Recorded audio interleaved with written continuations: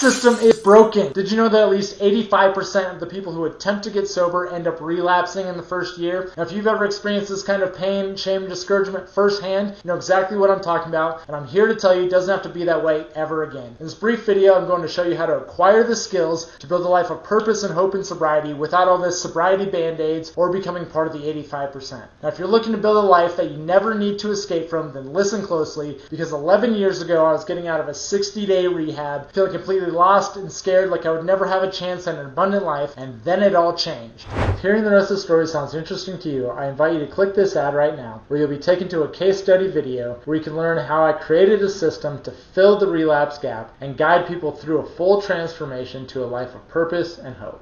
Let me introduce myself. I'm Brian Bauer, and over the course of my 11-year recovery journey, I've personally gone through all the stages of treatment. Detox, residential, outpatient, sober living, 12-step, you name it, I've done it. Which eventually led me to working in the industry for 5 years, where I was able to receive my addiction counselor certification through thousands of clinical hours, meeting with hundreds of clients, which ultimately led me to forming my own nonprofit in 2020 to provide substance abuse services to the low-income and underserved population of Northern Colorado. The incredible success of that program has now led me to create this system. You see, the biggest reason why I see people in early recovery struggle to stay sober in that first year of sobriety isn't because they aren't utilizing all the resources available to them, or that somehow they don't want it enough. It's simply because the treatment industry is set up to only address a surface level issue, the drugs and alcohol, without actually diving deep to the core and the foundation and establishing a sense of purpose and hope with which to build up on. So when you have that foundation and then you build up these small daily disciplines, physically, mentally, emotionally, spiritually, relationally, financially, over the course of time, that begins to gain momentum. And that momentum creates the sense of purpose, and that purpose, when it outweighs the pain, creates lasting change. So it's not about not using the drugs and alcohol anymore, it's about creating a life that you don't need to escape from. Look, the standard of the addiction treatment industry is to overpromise and underdeliver. And everybody has their own recovery journey and likes to debate what they did, what the right and wrong ways are to do things. And then you have the instant gratification seekers that want the genie in a bottle or the magic pill solution. This is none of those. When I started the nonprofit back in 2020, I was looking for somebody to model this system after, and I couldn't find anybody anywhere doing treatment in this way. Now, after all the data's been collected and the client testimonials are in, and we've had amazing stories of being able to pull people out of the tents in the park and naked and high on meth in storage units back to these